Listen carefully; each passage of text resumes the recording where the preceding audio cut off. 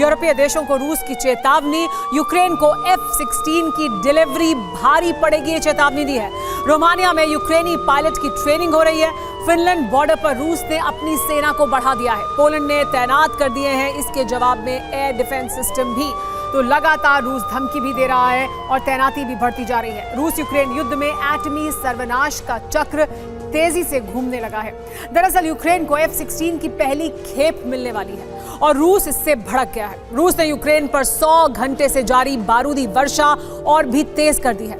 Ukraine के 22 शहरों को विनाशक आग में झोंक दिया गया है। रूस ने कहा है कि अगर यूक्रेन ने F-16 से रूस पर हमले किए तो ये नेटो के अस्तित्व पर सबसे बड़ा संकट होगा। रूसी सेना ने यूरोप के कई देशों को चेतावनी जारी कर दी है। अमेरिका का ये फाइटर जेट कैसे यूरोप विनाश का आधार बन सकता है, देखिए ये रिपोर्ट।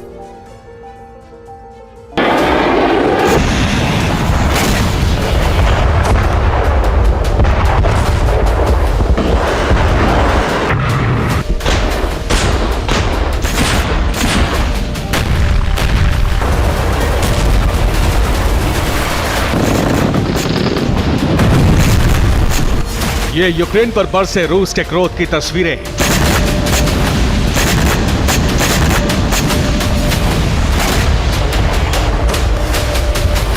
यूक्रेन पर अनवरत बारूदी वर्षा जारी है।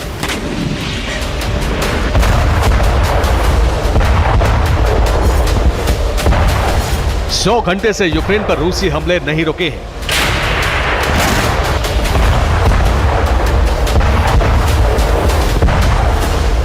यूक्रेन के 22 से ज्यादा शहर धधक रहे हैं।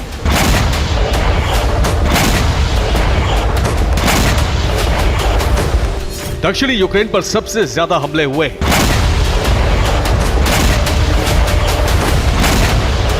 रूस ने हाइपरसोनिक मिसाइल हमले भी किए हैं।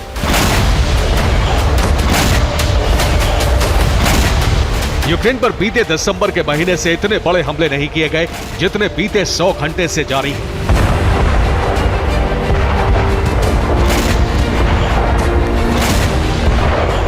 रूस ने कहा है कि यह हमले सिर्फ विनाश की शुरुआत है।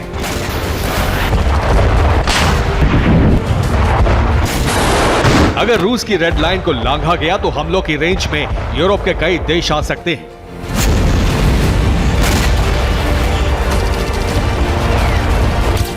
इसकी वजह है यह तस्वीर। यूक्रेन के रक्षा मंत्रालय ने एक तस्वीर जारी की है जिसमें यूक्रेन का एक पायलट F-16 लड़ाकू विमान के साथ नजर आ रहा है। यूक्रेन के रक्षा मंत्रालय ने कहा है कि यूरोप के एक एयरफील्ड पर यूक्रेन के पायलट्स की F-16 लड़ाकू विमान से हमले करने की ट्रेनिंग जारी है। जल्द ही ये विमान रणभूमि में पहुंचने वाले हैं।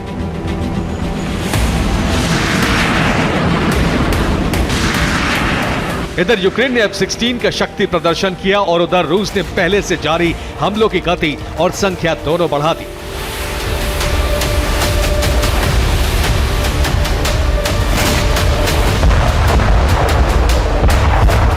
रूस ने यूक्रेन के Kyiv, Sumy, Lyman, Donetsk, Zaporizhzhia, Kherson, Kupiansk और खार्किव सहित कई शहरों पर जबरदस्त हमले किए हैं। इन ठिकानों पर 100 घंटे से रूस की बमबारी नहीं रुकी है।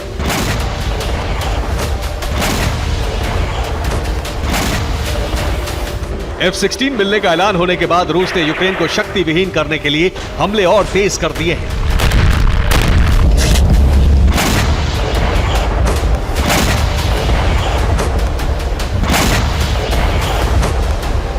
यूक्रेन को यूरोप और अमेरिका से मिलने वाले हथियार रूस का पहला टारगेट है। रूस ने फैब 500 बम से खार्किव, सूमी सहित यूक्रेन के कई हथियार गोदाम नष्ट कर दिए। रूस ने यूक्रेन पर शाहिद कामिकाजी ड्रोन से हमले किए। इसकी रफ्तार 180 किलोमीटर प्रति घंटा है। ईरान ने 400 किलोमीटर की रेंज तक मार करने वाले ड्रोन रूस को दिए हैं। रूस ने इससे 30 से ज्यादा हमले किए हैं। किंजल हाइपरसोनिक मिसाइल से भी रूस ने हमले किए। इसकी रेंज 480 किलोमीटर तक है। इसकी रफ्तार 12,350 किलोमीटर प्रति घंटा है और कुल 4 मिसाइलें यूक्रेन पर दागी गई। रूस ने यूक्रेन पर फैब 500 गाइडेड बॉम्ब भी बरसाए। इसकी विस्फोटक क्षमता 500 किलोग्राम तक और रूसी सेना ने 50 से ज्यादा हमले किए हैं। इसके अलावा short range ballistic missile system Iskander से भी मिसाइलें लॉन्च की गई। ये स्टेल्थ मिसाइल है और इसकी रेंज 500 किलोमीटर तक है। रफ्तार 7400 किलोमीटर प्रति घंटा है। इस्कंदर से 10 से ज्यादा हमले किए गए। रूसी एयरफोर्स ने KA-52 हेलीकॉप्टर से भी बम और मिसाइल हमले किए। ये रूस का हाई परफॉर्मेंस कॉम्बैट हेलीकॉप्टर है। इसकी रफ्तार 315 किलोमीटर प्रति घंटा है। इसके अलावा KH-59 क्रूज गाइडेड मिसाइलें भी बरसाई गई। ये युद्धपोत से लॉन्च होती हैं और इसकी रेंज 280 किलोमीटर तक है। 1050 किलोमीटर की रफ्तार से चलने वाली इस मिसाइल से 40 से ज्यादा हमले किए गए हैं।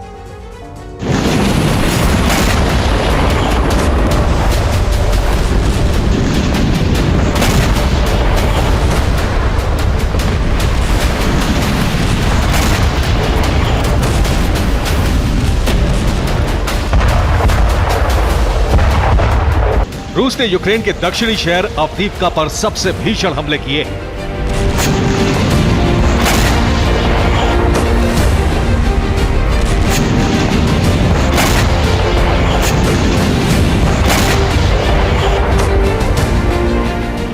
डोनेट्स्क जिले के अवदीव्का शहर में रूसी हेलीकॉप्टरों ने विनाशक बम वर्षा की है।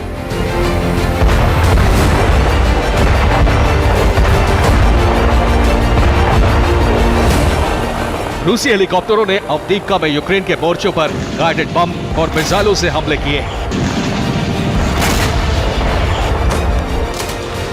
अवदीव्का में 10 अक्टूबर 2023 से जंग शुरू हुई और अब तक रूस ने इस शहर का बड़ा इलाका जीत लिया है। अवदीव्का के किले को सुरक्षित रखने के लिए रूस ने आर्मर्ड व्हीकल और इन्फेंट्री की तादाद बढ़ा दी है।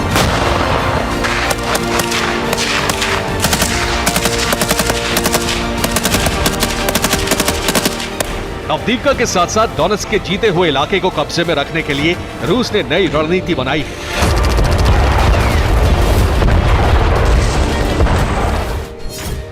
डोनेट्स्क में रूस मालगाड़ी के डिब्बों से एक सुरक्षा दीवार बना रहा है। ये सुरक्षा दीवार 30 किलोमीटर लंबी है। मालगाड़ी के डिब्बों को यूक्रेनी टैंक और बख्तरबंद वाहनों को आगे बढ़ने से रोकने के लिए इस्तेमाल किया जा रहा है।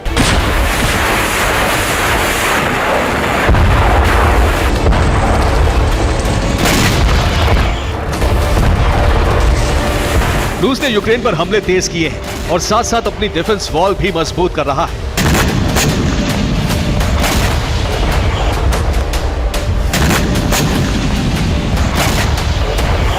दस फरवरी से यूक्रेन पर रूस के हमले रुके नहीं हैं। यूक्रेन के खार्किव शहर को भारी नुकसान उठाना पड़ा। ड्रोन हमले से तेल डिपो के टैंकर फट गए और आसमान आग की लपटों से घिर गया।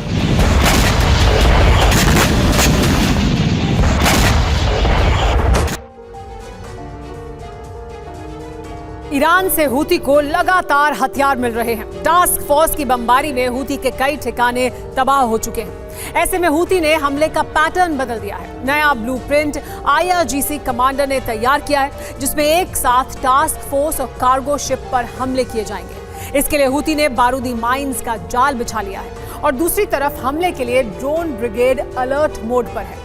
अब अगर अमेरिका पलटवार करता है तो लाल सागर में तबाही का सबसे खौफनाक दौर शुरू हो सकता है।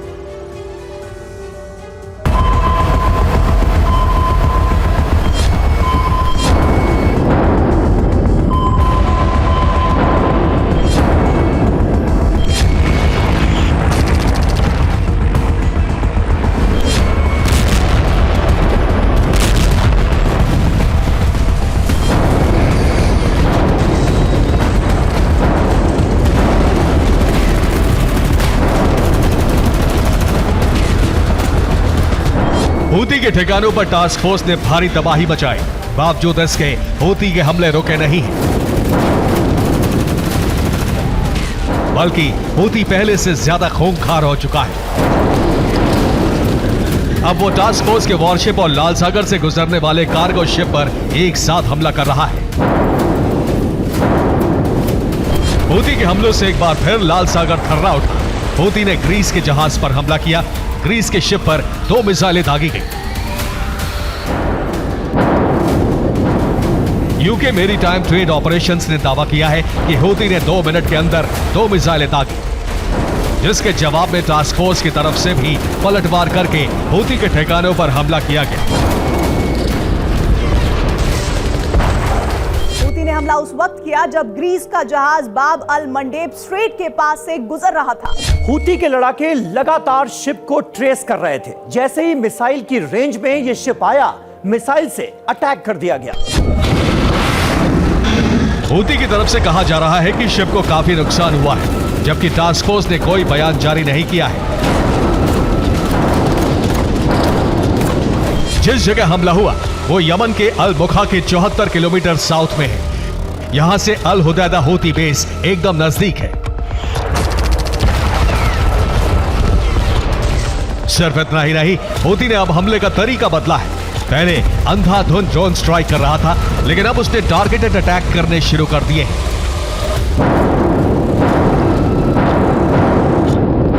और ये ट्रेनिंग उन्हें IRGC के कमांडर से मिली है, जो एक हफ्ते पहले ईरान से यमन पहुंचे थे। एक तरफ हूती टास्क फोर्स पर ड्रोन वर्षा करता है और यह हमला उस वक्त होता है जब कार्गो शिप पर अटैक करना होता है। हूती ने कार्गो शिप को फंसाने के लिए सी माइंस का जाल बिछा दिया है।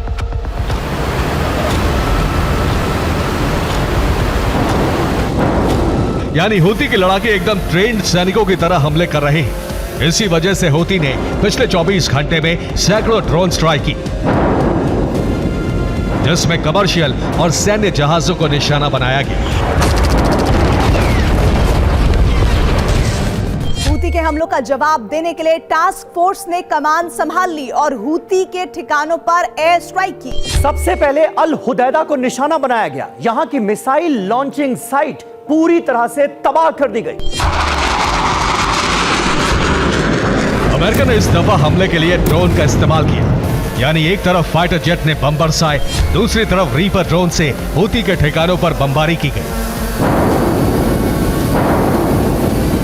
लाल सागर में हालात इतने खौफनाक हो चुके हैं कि यूरोप के अधिकतर देशों के कार्गो शिप को पोर्ट पर ही रोक लिया गया है। यानी मिडिल ईस्ट से यूरोप तक रेड सी रूट पूरी तरह ब्लॉक हो चुका है। इसकी सबसे बड़ी वजह है लाल सागर में छिड़ी भयंकर जंग। टास्क फोर्स के वॉरशिप और हूती के सी ड्रोन हमले कर रहे हैं। इसके अलावा वाटर बोट से हूती लड़ाके टास्क फोर्स के जहाजों का शिकार करने लाल सागर में उतरे हुए हैं। लेकिन इससे भी ज्यादा खतरनाक यह है कि लाल सागर में जिस रूट से जहाज गुजरते हैं, वहां बड़ी संख्या में बारूदी माइन बिछा दी गई है, जो ईरान से हूती को मिली है। खतरा भांपकर टास्क फोर्स ने कारोबारी जहाजों को उधर जाने पर ब्रेक लगा दिया है, जिससे रूट ठप हो गया है।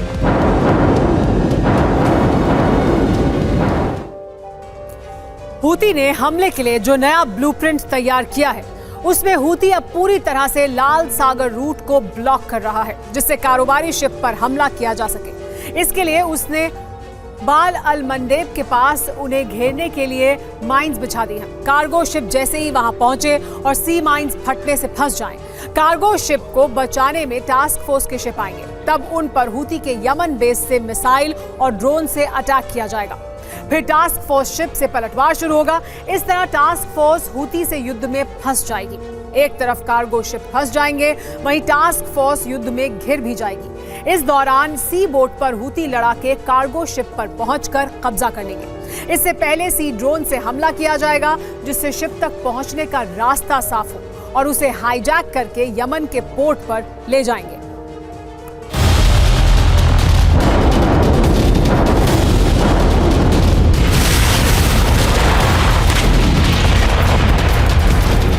जब से हूती ने बारूदी माइंस बिछाकर रेड सी को पूरी तरह ब्लॉक कर दिया है, तब से अमेरिका तमतमाया हुआ है।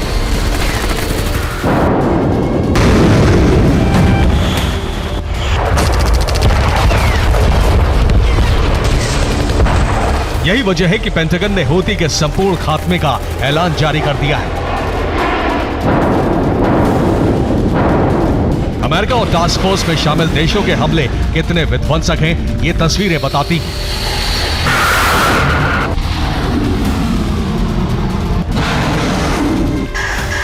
हूती ने इन हमलों में मारे गए लड़ाकों की तस्वीरें जारी की, जिन्हें हूती शहीद करार दे रहा है। पोस्टर में 13 हूती लड़ाकों की तस्वीरें। ये ब्रिटेन और अमेरिका की एयर स्ट्राइक में मारे गए थे। हालांकि टास्क फोर्स की तरफ से कहा गया है कि ये हमले आत्मरक्षा के लिए किए जा रहे हैं। डिफेंस स्ट्राइक के दौरान 2 सरफेस बोट और 3 एंटी शिप क्रूज मिसाइल नष्ट कर दी गई। यानी टास्क फोर्स ने खुला ऐलान कर दिया है कि जब तक लाल सागर से हूती का दबदबा खत्म नहीं हो जाता, तब तक टास्क फोर्स यमन में इसी तरह हमले करती रहेगी। दूसरी तरफ हूती ने अपनी ताकत बढ़ाने के लिए नौजवानों की भर्ती शुरू कर दी है। इसके अलावा उसे हिजबुल्लाह का साथ भी मिला है। यानी ईरानी प्रॉक्सी एकजुट होकर पश्चिमी देशों के खिलाफ लड़ रहे हैं।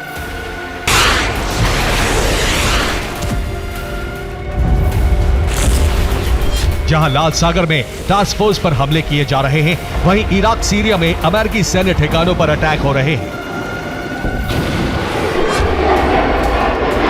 ऐसे में हिजबुल्लाह और दूसरे ईरानी प्रॉक्सी संगठनों को रोकने के लिए इजराइल ने हमले शुरू कर दिए हैं।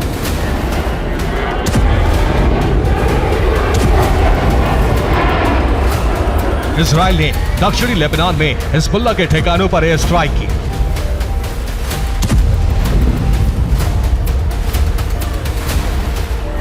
जबकि कुछ दिन पहले सीरिया इराक में ईरानी ठिकानों पर भी हमला किया गया था। यानी अमेरिका इजराइल एक ऐसे चक्रव्यूह में घिर चुके हैं जिसे तोड़ने के लिए ईरानी प्रॉक्सी का खात्मा जरूरी है। Bureau report, TV9 Bharat. रूस और नेटो के बीच बढ़ते तनाव में एक नया ट्विस्ट आ गया है।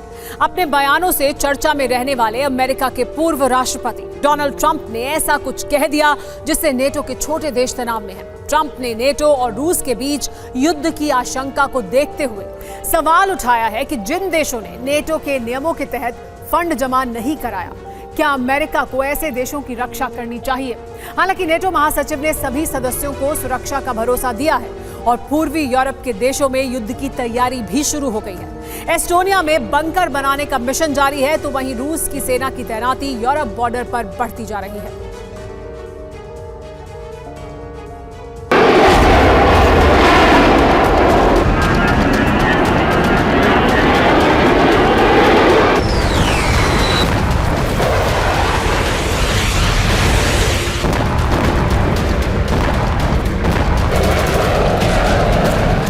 पुतिन का पहला टारगेट कौन होगा?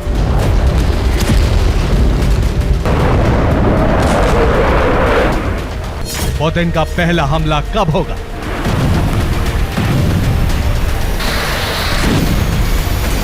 पुतिन किन हथियारों का इस्तेमाल करेंगे?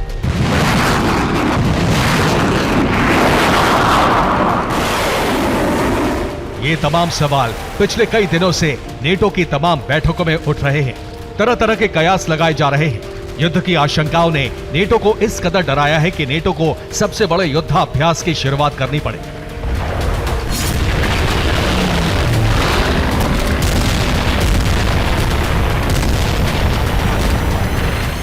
बगैर किसी युद्ध के नेटो अपने फंड से करोड़ों डॉलर खर्च करने जा रहा है। अमेरिका, ब्रिटेन और कई देशों के युद्धपोत और फाइटर जेट्स बिना युद्ध के अपना ईंधन जला रहे हैं। बारूदी विस्फोट हो रहे हैं।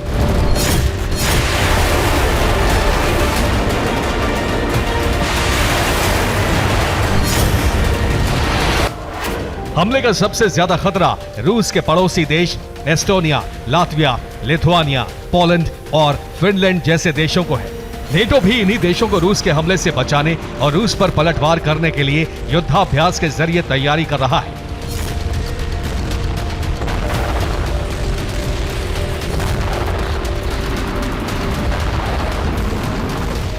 अब इसी भारी भरकम खर्च और तैयारियों को लेकर अमेरिका के पूर्व राष्ट्रपति डोनाल्ड ट्रंप ने सवाल उठाया है।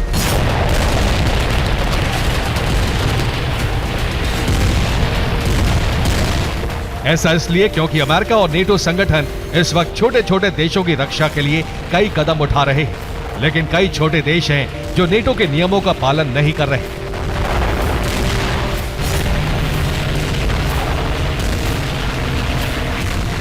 ट्रंप ने क्या कहा है, पहले ये सुनिए। They asked me that question. One of the presidents of a big country stood up and said, well, sir, if we don't pay and we're attacked by Russia, will you protect us? I said, you didn't pay, you're delinquent, He said, yes, let's say that happened. No, I would not protect you. In fact, I would encourage them to do whatever the hell they want. You got to pay. You got to pay your bills.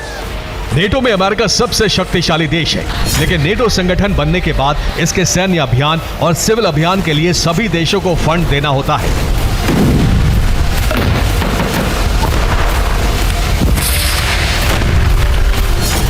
इसके नियम के मुताबिक हर सदस्य को अपने देश की GDP के लिहाज से सुरक्षा के लिए 2% देने का नियम है।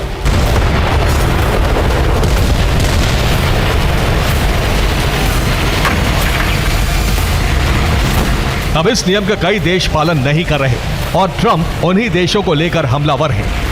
साल 2014 में नेटो देश में सहमति बनी कि सभी देश नेटो के सेना फंड में अपनी जीडीपी का 2% हिस्सा खर्च करेंगे, लेकिन अब 2024 तक नेटो के कई सदस्य इस लक्ष्य तक नहीं पहुंच सके।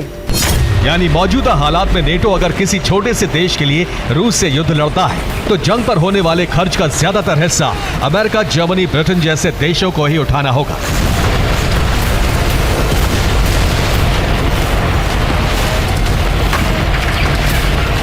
यही वजह है कि ट्रंप ऐसे देशों पर सवाल उठा रहे हैं जो अमेरिका से सुरक्षा तो चाहते हैं, लेकिन नेटो के नियमों को मानकर सेना फंड में खर्च नहीं कर रहे।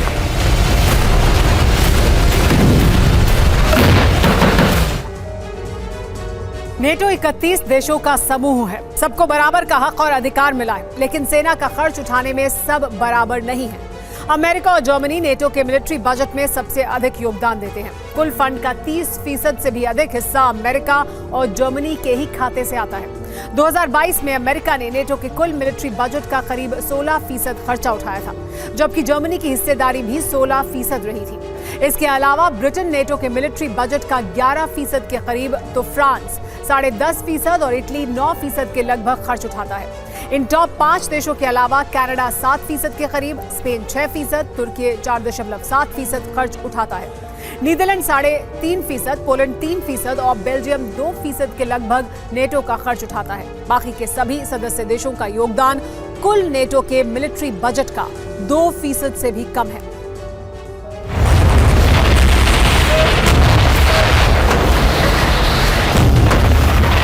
2016 में ट्रंप ने फंड देने में आनाकानी करने वाले देशों की वजह से ही नेटो से अमेरिका के अलग होने की धमकी दी थी।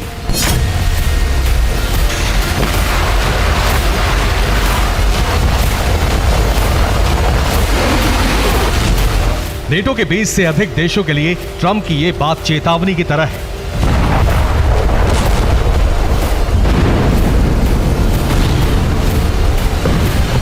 हालांकि इस बयान के बाद नेटो महासचिव ने सभी सदस्य देशों को पूरी सुरक्षा देने का भरोसा दिया है।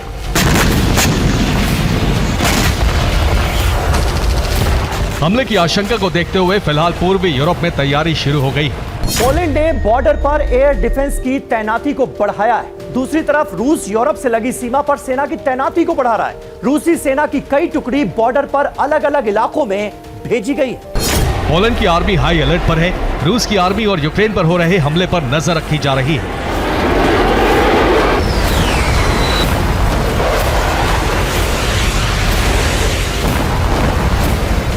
इसके अलावा एस्टोनिया की आर्मी भी सतर्क है। एस्टोनिया के पास सिर्फ 7,700 सैनिक हैं, 7 फाइटर जेट और 10 युद्धपोत हैं। हालांकि यहां 78,000 लोगों ने सेना की ट्रेनिंग ली हुई है। रूस के सामने बेहद कमजोर इस देश ने मुकाबले की तैयारी शुरू कर दी है।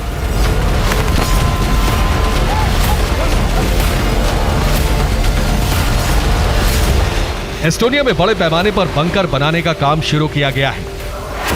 एस्टोनिया में 2 बॉर्डर क्रॉसिंग है। उत्तर में नर्वा और दक्षिण में वोरू में करीब 600 टनल बनाने का काम शुरू किया गया है। एस्टोनिया भी अपनी सुरक्षा के लिए नेटो पर निर्भर है। रूस अगर एस्टोनिया पर हमला करता है तो रूस का पहला सामना भले ही एस्टोनिया के 7,000 सैनिकों से होगा, लेकिन चंद घंटों में नेटो के सैनिक यहां भेजे जा सकते हैं और फिर छोटे से देश से बहुत बड़े युद्ध की शुरुआत होगी।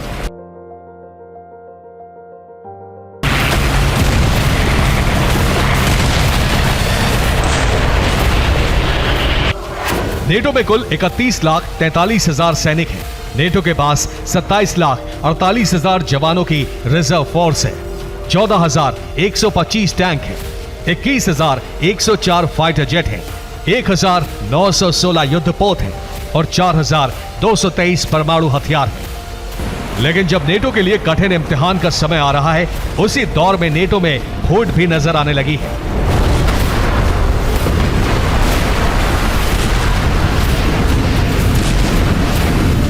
सुरक्षा कारणों का हवाला देकर फ्रांस के राष्ट्रपति मैक्रो की यूक्रेन यात्रा भी टाल दी गई है। फ्रांस यूक्रेन को स्कैल्प मिसाइलें देने के अलावा ओडेसा में निर्माण के लिए फंड देने वाला है।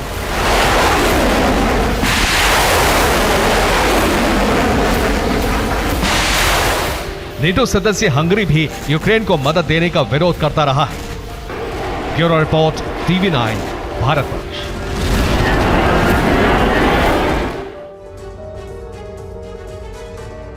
इस वक्त की बड़ी खबर, अवदिव्का में रूसी आर्टिलरी के हमले, यूक्रेन के मोर्चों पर रूस की गोलाबारी। अवदिव्का में यूक्रेन से जीता बड़ा इलाका।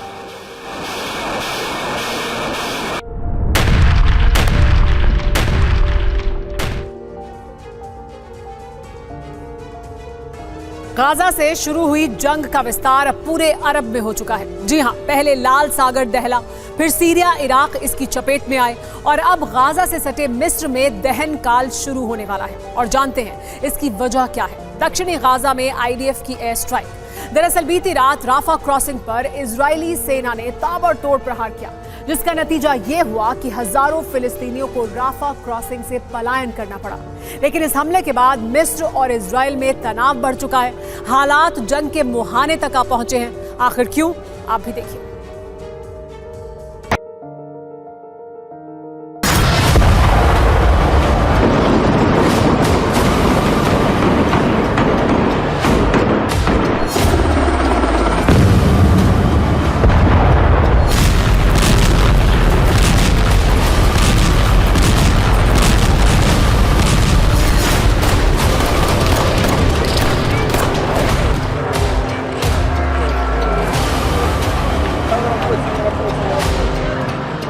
उत्तर गाजा से शुरू हुआ आईडीएफ का ग्राउंड ऑपरेशन सेंट्रल गाजा होते हुए दक्षिण पूर्वी गाजा तक पहुंचा।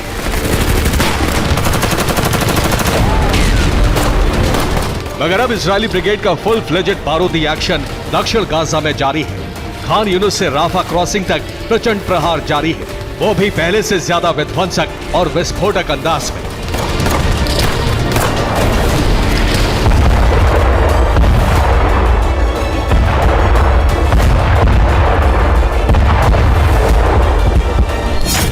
अब तक आईडीएफ दक्षिण गाजा के खान यूनुस शहर को दहला रही थी, ताबड़तोड़ अंदाज में बारूद बरसा रही थी। मगर बीती रात इजरायल के लड़ाकू विमानों ने राफा क्रॉसिंग पर एयर स्ट्राइक की, गाइडेड बमों और घातक मिसाइलों से प्रहार किया। और जानते हैं आईडीएफ के इस आसमानी प्रहार का नतीजा क्या हुआ।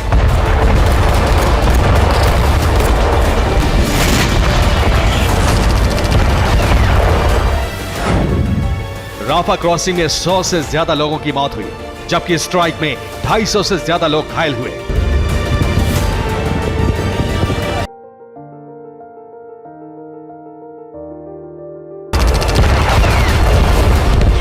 वैसे तो बीते साल अक्टूबर महीने से ही गाजा के कोने कोने को इजरायली सेना दहला रही है, मगर जैसे ही बीती रात राफा क्रॉसिंग पर आईडीएफ ने स्ट्राइक की, पूरे इलाके में भगदड़ मच गई। अपनी जान बचाने के लिए लोग राफा क्रॉसिंग पार कर मिस्र की तरफ भागने लगे और फिलिस्तीनियों के इस विस्थापन ने राफा क्रॉसिंग से सटे मुल्क मिस्र की नींद उड़ा दी। बस फिर क्या, मिस्र ने भी इजरायल के खिलाफ जंग का ऐलान कर दिया। आखिर कैसे, ये भी बताते हैं।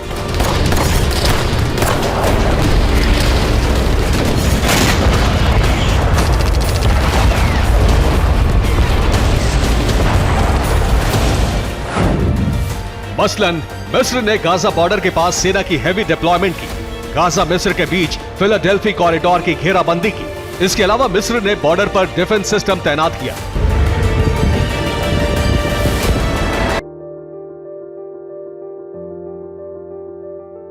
भले ही इजरायल ने बम गोला बारूद से राफा क्रॉसिंग को दहलाया हो, लेकिन इस हमले ने मिस्र के साथ साथ पूरे अरब वर्ल्ड में खलबली मचा दी।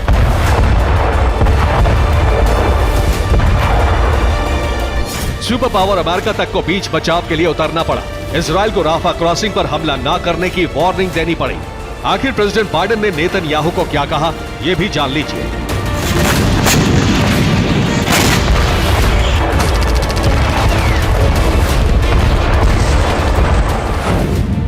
इजराइल को आम नागरिकों की सुरक्षा से जुड़ी ठोस योजना के बिना गाजा की घनी आबादी वाले इलाके राफा क्रॉसिंग पर सैन्य अभियान शुरू नहीं करना चाहिए। इजराइल को तुरंत राफा क्रॉसिंग पर मिलिट्री ऑपरेशन रोकना चाहिए, क्योंकि इजराइल के इस कदम से पूरे अरब में अशांति फैल सकती है।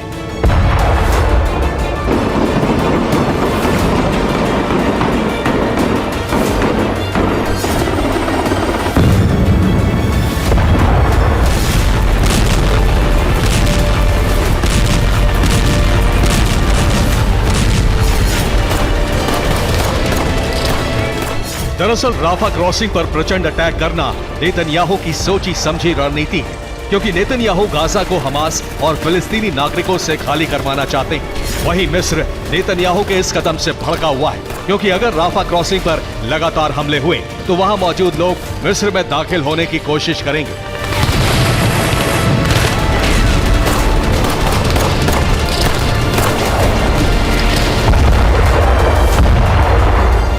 कुछ तो अपनी जान बचाने के लिए घुसपैठ करेंगे। मुमकिन है कि इस विस्थापन के लिए लाखों लोग फिलाडेल्फी कॉरिडोर का इस्तेमाल करें। लिहाजा मिस्र ने फिलाडेल्फी गलियारे की सुरक्षा बढ़ा दी है। आखिर क्यों, ये भी जान लीजिए। दरअसल फिलाडेल्फी कॉरिडोर मिस्र और गाजा के बीच 14 किलोमीटर लंबा सीमाई क्षेत्र है, जो भूमध्य सागर से इजराइल के कैरम शेलोन तक के एरिया में मौजूद है। आपको बता दें कि इसी गलियारे की मदद से गाजा से मिस्र में दाखिल हुआ जा सकता है।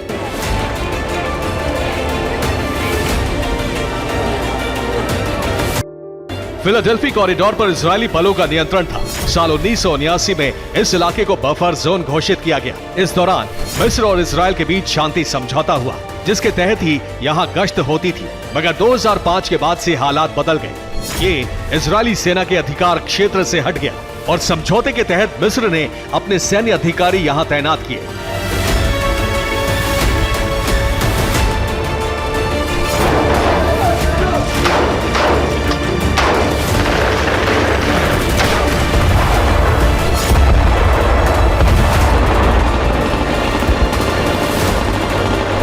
तभी से ही इजरायल का मकसद साफ था, फिर से फिलाडेल्फी कॉरिडोर पर कंट्रोल, ताकि मिस्र से गाजा के बीच संपर्क टूट जाए। चोरी छिपे हमास के लड़ाके इस कॉरिडोर का इस्तेमाल न कर पाए, लेकिन अब इजरायल का प्लान पूरे गाजा पर कब्जे का है।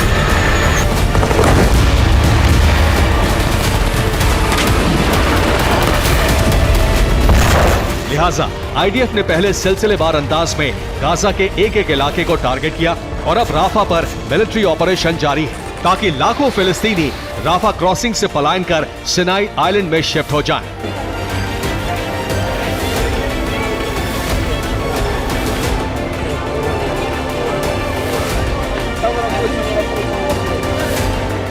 इजरायल की इस रणनीति से मिस्र खफा है। मिस्र ने इजरायल पर फिलाडेल्फी कॉरिडोर समझौता तोड़ने तक का आरोप लगाया है और मिस्र के समर्थन में अमेरिका भी खड़ा है।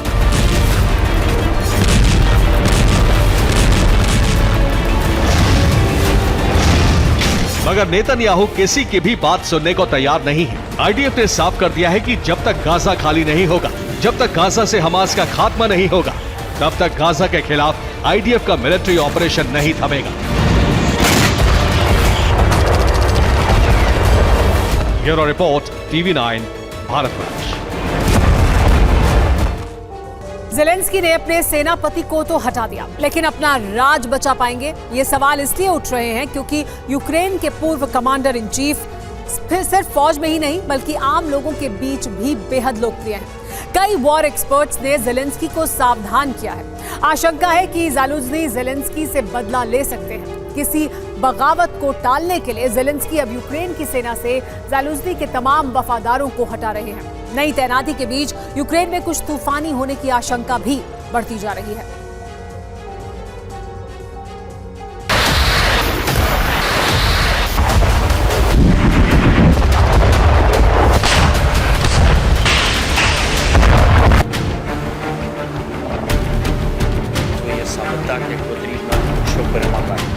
जिसने पुतिन की सेना से इंतकाम लेने के लिए अपनी जान की बाजी लगाई, क्या वही अब ज़ेलेंस्की से बदला लेने वाला है?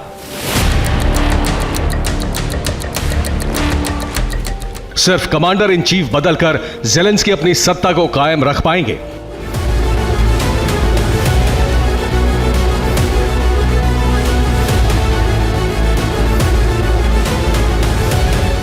यूक्रेन को लेकर जो रिपोर्ट्स आई हैं, उसके मुताबिक बगावत की एक आंधी कभी भी जेलेंस्की की सरकार को उखाड़ कर फेंक सकती है।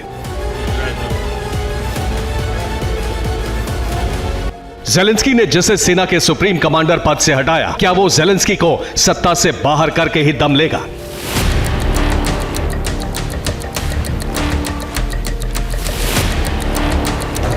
बदन पर फौज की वर्दी पहने इस शख्स की चर्चा पिछले कई दिनों से पूरी दुनिया में है। वालेरी ज़ालुज़नी अब सेना के जनरल पद से हटाए जा चुके हैं और नए कमांडर ने उनकी जगह ले ली है। लेकिन मसला यही खत्म नहीं हुआ है। अमेरिका की खुफिया एजेंसी CIA के एक पूर्व अफसर ने जेलेंस्की को चेतावनी दी है। पूर्व अफसर ने कहा है, ज़ालुज़नी को बर्खास्त करने के गंभीर परिणाम हो सकते हैं। ज़ालुज़नी को हटाने का मुद्दा राजनीतिक संकट खड़ा कर सकता है। दिसंबर में Kyiv international institute of sociology ने एक सर्वेक्षण किया था, जिसके मुताबिक 62% लोगों को जेलेंस्की पर भरोसा था, जबकि ज़ालुज़नी पर 88% लोगों ने भरोसा जताया था। CIA के पूर्व विशेषज्ञ ज़ालुज़नी की इसी लोकप्रियता को जेलेंस्की के लिए बेहद खतरनाक मान रहे हैं। युद्ध के दौरान कमांडर इन चीफ को बदलना किसी देश की जीत की उम्मीदों को भी तोड़ता है।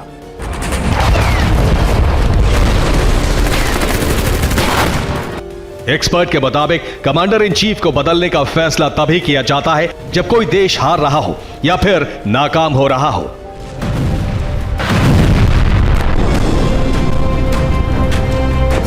अब इस तस्वीर को लेकर भी जेलेंस्की को चेतावनी दी जा रही है। ज़ालुज़नी ने इस तस्वीर को अपनी बर्खास्तगी के कुछ दिन पहले ही पोस्ट किया।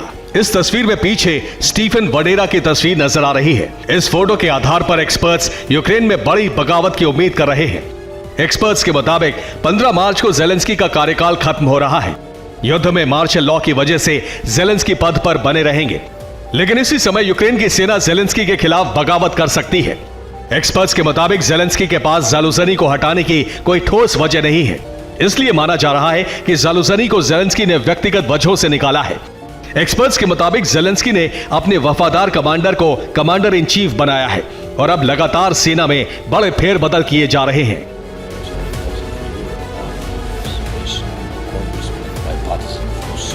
यूक्रेन में कई कमांडर हटाए जा रहे हैं। खासतौर से सरकार उन कमांडर्स को हटा रही है जो ज़ालुज़नी गुट के माने जाते हैं। जेलेंस्की चाहते हैं कि ज़ालुज़नी की फौज पर पकड़ बहुत कमजोर हो जाए, लेकिन एक्सपर्ट्स उनकी लोकप्रियता को जेलेंस्की के लिए ज्यादा खतरनाक मान रहे हैं। यूक्रेन के लोगों के समर्थन को खत्म करना जेलेंस्की के बस में नहीं है और यही समर्थन यूक्रेन में सत्ता परिवर्तन की वजह भी बन सकता है। Bureau report, TV9 Bharatvarsh. Elon Musk की कंपनी स्टारलिंक पर यूक्रेन ने सनसनीखेज आरोप लगाए हैं। वो ये कि मस्क की सैटेलाइट कंपनी रूसी डिफेंस को यूक्रेनी जानकारी मुहैया कराती थी। स्टारलिंक सैटेलाइट की मदद से रूसी सेना यूक्रेन पर प्रहार करती थी। अब सवाल यह है कि स्टारलिंक एक अमेरिकी कंपनी है, ऐसे में क्या वाकई स्टारलिंक ने यूक्रेन के खिलाफ क्रेमलिन की मदद की? देखिए इस रिपोर्ट में क्या जानकारी सामने आई है।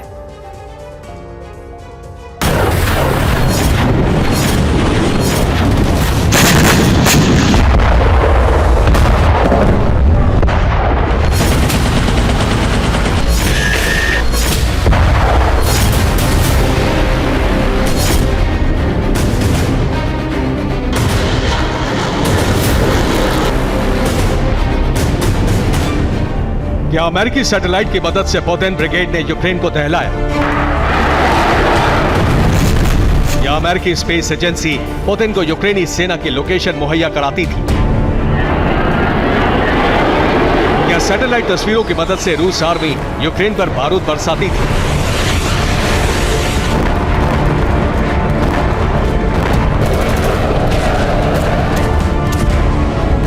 जी हां, अब तक तो हर कोई यही जानता था कि यूएस सैटेलाइट्स की मदद से यूक्रेनी सेना रूस के ठिकानों की खुफिया जानकारी जुटा रही थी। सटीक लोकेशन मिलने के साथ ही जेलेंस्की की ब्रिगेड बारूदी प्रहार कर रही थी। मगर अब यूक्रेन की तरफ से सनसनीखेज खुलासा किया गया है, वो ये कि रूस हमले के लिए यूएस सैटेलाइट का इस्तेमाल कर रहा है। स्टारलिंक कंपनी रूस को यूक्रेन से जुड़ी जानकारी दे रही है। इसके एवज में रूस ने स्टारलिंक कंपनी को लाखों डॉलर दिए। यूएस सैटेलाइट स्टारलिंक कंपनी के मालिक एलॉन मस्क हैं। यूक्रेन के इन आरोपों ने पेंटागन समेत वॉशिंगटन में खलबली मचा दी। क्योंकि अगर यूक्रेन के दावों में जरा सी भी सच्चाई है तो फिर ये स्टारलिंक के मालिक इलॉन मस्क ही नहीं बल्कि अमेरिका का भी डबल गेम होगा। क्योंकि एक तरफ अमेरिका हथियार बेचकर यूक्रेन से पैसे ऐंठ रहा है तो वहीं अमेरिकी सैटेलाइट कंपनी रूस को यूक्रेन से जुड़ी जानकारी मुहैया कराकर नोट छाप रही है।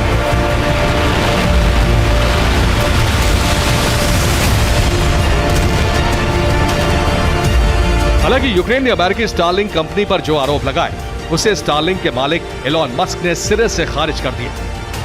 मगर यूक्रेन के इन आरोपों के बाद तमाम तरह के कयास भी लगाए जा रहे हैं, क्योंकि साल 2022 में एक रिपोर्ट में दावा किया गया था कि इलॉन मस्क ने वॉर जोन में यूक्रेन की मदद करने के फैसले पर लगाम लगा दी थी। स्टारलिंक कंपनी के सैटेलाइट के इस्तेमाल पर भी रोक लगा दी थी, क्योंकि इलॉन मस्क ने साफ साफ कहा था कि वो फ्री में यूक्रेन की मदद नहीं करेंगे।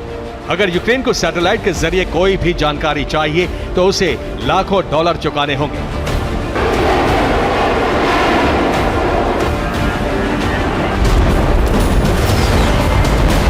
आपको बता दें, कई दफा ज़ेलेंस्की और मस्क के बीच सोशल मीडिया प्लेटफॉर्म पर विवाद हो चुका है। ऐसे में यूक्रेन को आशंका है कि मस्क पैसे की खातिर कुछ भी कर सकते हैं। हालांकि स्टारलिंक कंपनी ने यूक्रेन के आरोपों को निराधार बताया है। Bureau report, TV9 Bharatvarsh.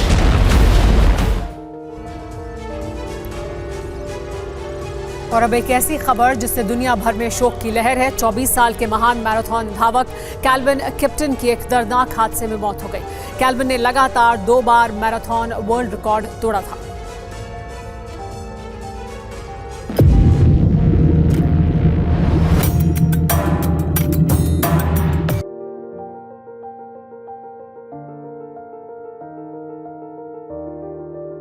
कुछ दिन पहले तो शोहरत की शुरुआत हुई थी, अभी तो कामयाबी का लंबा सफर बाकी था।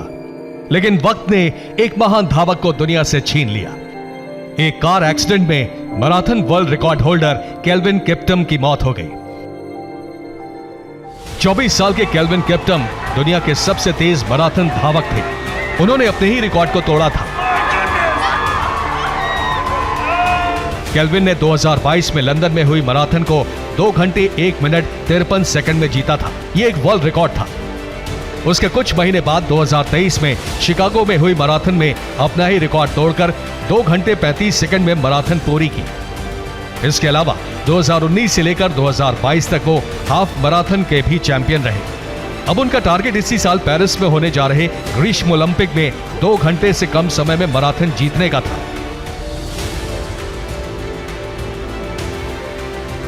केन्याई पुलिस के मुताबिक केल्विन के अलावा कार में 2 लोग और सवार थे, जिसमें केल्विन के कोच हकी जिमाना भी थे। उनकी भी मौके पर मौत हो गई। कार में मौजूद एक महिला गंभीर रूप से घायल है, जिसका अस्पताल में इलाज चल रहा है। पुलिस ने बताया हादसा कार का संतुलन बिगड़ने से हुआ। केल्विन रात करीब 11 बजे कप्टा घाट से एल्डोरेट जा रहे थे, तभी कार का बैलेंस बिगड़ा और कार पेड़ से टकराकर 60 फीट गहरी खाई में जा गिरी। केल्विन का बचपन बेहद गरीबी में बीता था। पहली मैराथन दौड़ के लिए उनके पास जूते भी नहीं थे। किसी से उधार लेकर उन्होंने पहली मैराथन जीती थी। इसके अलावा उनके पास रेसिंग ट्रैक तक जाने के लिए किराया भी नहीं होता था। इसलिए केल्विन ने सड़क पर अपनी ट्रेनिंग शुरू की और 4 साल में ही दुनिया के महान मैराथन धावक बन गए। Bureau report, TV9 Bharatvarsh.